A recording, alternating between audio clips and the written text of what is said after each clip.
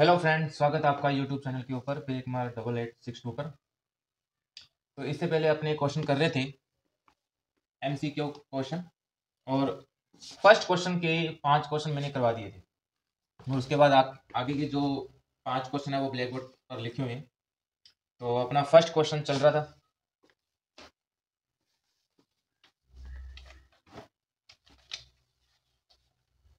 तो first question का 6 number question black board पे लिखा हुआ है। देखिए भी, निम्न में से कौन सी समरूपता की कसौटी नहीं है? निम्न में से कौन सी समरूपता की कसौटी नहीं है? देखिए भी, ये 6 नंबर एक्सरसाइज का क्वेश्चन है और 6.3 में से ये उठाया गया। 6.2 के बाद जब 6.3 जब शुरू करते हैं तो 3 प्रेम में आपने पढ़ी थी, कसौटियां पढ़ी थी, त्रिभुज की कसौटियां। और त्रिभुज की कसौटियों में अपनों ने तीन प्रेम में पढ़ी थी। कौन कौन सी थी वो? एक तो थी कोण कोण कोण समरूपता की कसौटी, और एक थी कोण कोण समरूपता की कसौटी, और SAS, ये दो एक साथ पढ़ी थी अपनों ने। और भुजा कोण भुजा की कसौटी, और एक थी है SSS, भुजा भुजा भुजा समरूपता की कसौटी। तो ये देखो भाई, आपको ऑप्शन में दे रखा है कौन कौन कौन, तो ये तो इनमें से समरूपता की कसौटी होती है। भुजा भुजा भुजा ये भी होता है, भुजा कौन भुजा ये भी होता है, कौन भुजा भुजा ये जो ऑप्शन दे रखा है ये इसमें गलत दे रखा है। इसने पूछा क्या है कि निम्न में से कौन सी समरूपता की कसौटी नहीं है, नहीं है पूछा है। तो ये जो कसौटी है ये त्रिभुज की समरूपता की कसौटी नहीं है। ठीक है, नेक्स्ट चलिए अभी 7th नंबर क्वेश्चन। बिंदु ए 4 0 तथा बी 0 4 हो तो ए बी का मध्य बिंदु निकालो। अब देखो भी, निर्देशांक ज्यामिति की प्रश्नावली जब शुरू करवाई गई थी तो 2 बिंदुओं से आपने मध्य बिंदु निकाला था। ठीक है, कई क्वेश्चन भी किए थे। तो मध्य बिंदु निकालने का जो फॉर्मूला होता है वो क्या होता है? x1 प्लस x2 बटे 2, y1 प्लस y2 बटे 2। मध्य बिंदु निकालने का ये फॉर्मूला होता है। ठीक है, तो देखो अभी x1 कितना है 4 और x2 0, y1 0, y2 4 बटे 2, कितना हो गया अभी 4 बटे 2, ये 4 बटे 2, 2 दूनी 4, तो क्या आ रहा है 2 और 2। तो देखो अभी ये तो होगा नहीं ए ऑप्शन, बी ऑप्शन भी नहीं होगा, डी भी नहीं होगा, तो बचा कौन सा? सी, ये ऑप्शन होगा। ठीक है, आगे देखिए भी 8th नंबर क्वेश्चन देखिए भी, फर्स्ट के 8th में क्या लिखा हुआ है? त्रिभुज एबीसी में कोण बी समकोण है तथा कोस ए बराबर 3/5 हो तो साइन ए का मान निकालना है। किसका निकालना है? साइन ए का मान। तो देखो भी, सबसे पहले इसका डायग्राम बनाते हैं अपन। ये डायग्राम बना लिया, इसमें बोला हुआ है बी समकोण है, तो ये जो कोण है समकोण है, इसको क्या मान लिया? बी। ए यहां भी लिख सकते हो, यहां भी लिख सकते हो, तो मैंने यहां लिख दिया ए बी सी। बी समकोण था कोस ए बराबर 3/5 है, यानी कि कोस ए बराबर इस ए को मान के, ठीक है, साइन ए का मान निकालना है। तो ये देखो कौन क्या माना आपने? ए को कौन माना है, तो इसके सामने वाली भुजा क्या होती है? लंब। ये तो होता है कर्ण, तो ये क्या बन गई? आधार। तो अपने पास दे रखा है कोस ए, कोस ए बराबर 3/5, 3/5। ठीक है, अब देखो कोस लाल बटे कक्का से क्या होता है अभी? लाल बटे कक्का से आधार बटे कर्ण होता है अभी। क्या होता है? आधार बटे कर्ण। तो अपने पास जो आधार का जो मान है वो कितना आ गया? 3 के। कर्ण का कितना आ गया? 5 के। तो लंब निकाल लेंगे। तो पाइथागोरस प्रमेय से क्या कैसे निकालते हो आप? तो आधार निकालना है, लंब निकालना है, कर्ण दे रखा है और आधार दे रखा है। तो कर्ण स्क्वायर माइनस आधार स्क्वायर, कर्ण स्क्वायर बराबर आधार स्क्वायर प्लस लंब स्क्वायर होता है। कर्ण स्क्वायर का मान कितना है? 5 के, आधार का 3 के, प्लस लंब की स्क्वायर, तो ये कितना आ गया?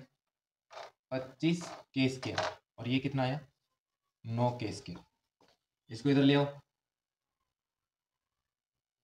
25k² माइनस 9k², लंब की स्क्वायर। 25k² में से 9k² गए तो कितने रहते हैं भाई? 16k², यानी कि लंब स्क्वायर का मान आएगा 16k²। तो लंब क्या हो जाएगा भाई? इसका अंडर रूट हो जाएगा 16k², 4k। तो अपने पास लंब जो है वो कितना आएगा? 4k। अब देखो इसने मान किसका पूछा है? साइन ए का मान पूछा है। तो साइन ए का जो मान आएगा लंब बटे करण से, तो लंब कितना है अभी जो निकाला? 4k, और करण कितना है? 5k। कैसे के कैंसिल? 4/5। अब देखो भी इसमें 4/5 कहाँ लिखा हुआ है? बी नंबर जो ऑप्शन है ये अपना सही होगा। ठीक है,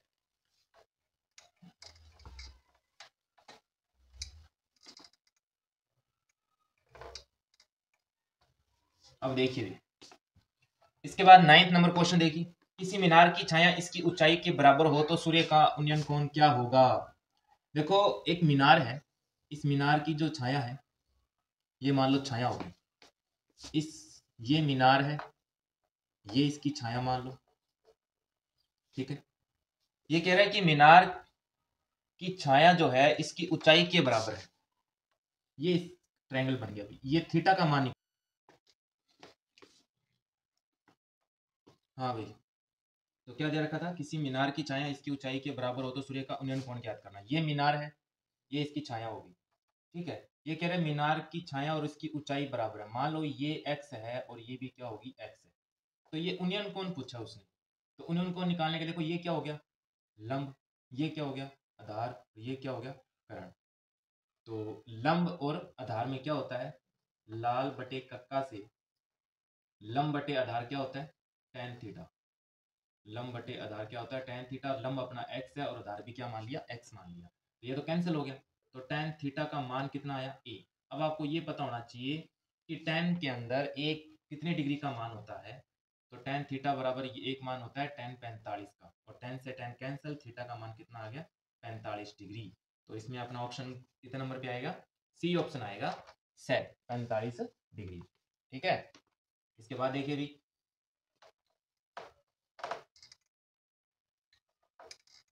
इसके बाद देखिए भी वर्ग अंतराल 10-25 का वर्ग चिन्ह है। देखिए भी ये जो क्वेश्चन है ये आपकी जो 13 नंबर एक्सरसाइज है सांख्यिकी उससे पूछा गया है। देखिए आपने जैसे माध्य निकालना सीखा, माध्यिका यानी माध्यक निकालना सीखा और बहुलक निकालना सीखा। तो जैसे भी आंकड़े आपको दे रखे थे, उस जितने भी क्वेश्चन थे उनमें कौन से आंकड़े थे? वर्गीकृत आंकड़े थे। ठीक है, कैसे? जैसे दे रखे थे 0 से 10, 10 से 20 और 20 से 30। तो ये क्या होते हैं? वर्गीकृत आंकड़े। क्या होते हैं? वर्गीकृत आंकड़े।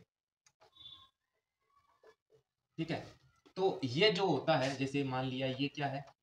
निम्न सीमा। निम्न सीमा ये कौन सी होती है? ऊपरी सीमा। कौन सी होती है? ऊपरी सीमा। लोअर लिमिट और अपर लिमिट। जब अपने मध्य मान निकालते हैं, मध्य मान क्या निकालते हैं? एक्स आई। एक्स आई निकालते हैं अपने क्या? मध्य मान। इस मध्य मान को ही अपने क्या कहते हैं? वर्ग चिन्ह बोला जाता है। ठीक है भाई, तो देखो यहाँ पर 10 और 25 का वर्ग चिन्ह क्या होगा? तो 10 प्लस 25/2 कितना हो गया? ये 10 और 25 35/2 कितना है आंसर? 17.5, यानी कि 17.5। कहाँ पर आ रहा है ये? स ऑप्शन आ रहा है 17.5। तो इस प्रकार अपने जो ये क्वेश्चन है ये हो गए। ठीक है, आगे देखिए भी इसका जो 11th नंबर क्वेश्चन है।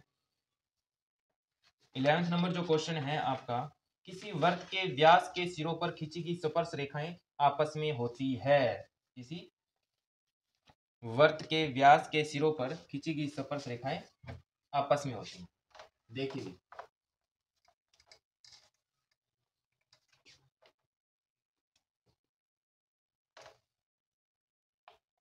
11 नंबर क्वेश्चन देखिए। ये कह रहे हैं किसी वृत्त के व्यास, ये हो गया इसका क्या? व्यास ए बी, ये केंद्र बिंदु O। इसके वृत्त के व्यास के सिरों पर, यानी कि सिरों पर ये जो रेखाएं खींची जाती है ये क्या कहलाती हैं? ठीक है, ये जो रेखाएं होती हैं ये आपस में क्या होती है भाई? समांतर होती हैं। वर्त के व्यास के सिरों पर खींची गई जो स्पर्श रेखाएं होती हैं वो आपस में क्या होती है, समांतर होती है। क्वेश्चन भी था, इसको प्रूव भी अपने कर सकते हैं, ठीक है। बट इसमें इतना ही पूछा गया है, किसी वर्त के व्यास के सिरों पर खींची गई स्पर्श रेखाएं आपस में होती है। तो ऑप्शन में क्या था, एक तो था लंब, ए ऑप्शन में दे रखा है लंब, बी ऑप्शन में दे रखा है समानांतर, सी ऑप्शन में दे रखा है प्रतिच्छेदी, और एक दे रखा है छेदक। तो इसमें कौन सा ऑप्शन आएगा, अपना ऑप्शन आएगा बी ऑप्शन, क्या आएगा, समांतर। इसमें देखिए छोटी सी बात एक और है, मैं यहाँ पर 3 सर्किल बना रहा हूँ, ये सर्किल बना हुआ, एक मैंने स्पर्श रेखा यहाँ ऐसे खींच दी, पी क्यू, ठीक है, और एक जो मैंने बना दी ये सर्किल, ये भी क्या हो गया, पी क्यू, ठीक है। इसके ये बिंदु कौन कौन से हो गए, ये तो ए हो गया, ये बी हो गया, ठीक है, और एक जो बना लेते हैं इसके यहाँ पर पी क्यू, इसका हो गया, ठीक है। देखिए भाई, ये वर्त है, इसका केंद्र बिंदु ओ है, और ये स्पर्श रेखा इससे थोड़ी दूर बना रखी है। अब देखिए ये जो स्पर्श रेखा है इसको मतलब स्पर्श कर रही है, स्पर्श भी नहीं कर रही, इसको कहीं पर काट रही है, नहीं काट रही। बट सेकंड नंबर जो डायग्राम है इसमें देखो 2 पॉइंट है जहां पर ये काट रही है, ठीक है, और ये जो है स्पर्श रेखा इसके क्या कर रही है, स्पर्श स्पर्श कर रही है, ठीक है। तो इस रेखा को अपने क्या बोलेंगे, अप्रतिच्छेदी रेखा है, अप्रतिच्छेदी रेखा। क्यों, क्योंकि इसका जो उभयनिष्ठ बिंदु है वो कितने, उभयनिष्ठ जो बिंदु है वो क्या है, नहीं है। जिसका उभयनिष्ठ बिंदु नहीं होता उसे क्या बोलते हैं, अप्रतिच्छेदी रेखा बोलते हैं। इसी प्रकार इसमें क्वेश्चन है, ठीक है, मतलब क्वेश्चन आ सकता है कि किसी वर्त की, मतलब किसी वर्त में अगर कोई रेखा, या फिर ऐसा भी आ सकता है कि मतलब किसी वर्त में यानी कि उभयनिष्ठ बिंदु अगर नहीं हो तो रेखा कौन सी कहलाती है, यानी कि अप्रतिच्छेदी रेखा कहलाती है, ठीक है। और सेकंड देखिए भी, जिसका उभयनिष्ठ बिंदु 2 हो, जिसके उभयनिष्ठ बिंदु 2 हो वो कौन सी रेखा कहलाती है, वो कहलाती है छेदक रेखा। कौन सी, छेदक रेखा, ठीक है। अगर इस प्रकार अगर क्वेश्चन बनेगा तो फिल इन द ब्लैंक्स का भी बन सकता है कि वर्त के 2 बिंदुओं पर, वर्त के 2 बिंदुओं पर प्रतिच्छेद करने वाली रेखा को, 2 बिंदुओं पर प्रतिच्छेद करने वाली रेखा को क्या कहते हैं, छेदक रेखा कहते हैं। वर्त के कोई भी बिंदु पर अगर प्रतिच्छेद नहीं कर रही है तो उसे क्या बोलते हैं, अप्रतिच्छेदी रेखाएं बोलते हैं, ठीक है। अगर स्पर्श रेखा उभयनिष्ठ बिंदु अगर एक हो तो उसे क्या बोला जाता है, स्पर्श रेखा बोला जाता है। इसे क्या बोलेंगे अपने, स्पर्श रेखा। एक क्वेश्चन मैं आपसे पूछता हूं कि वर्त और उसकी स्पर्श रेखा के उभयनिष्ठ बिंदु को क्या कहते हैं, यानी कि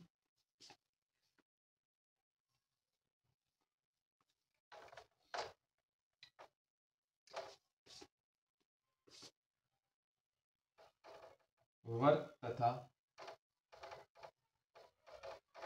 उसकी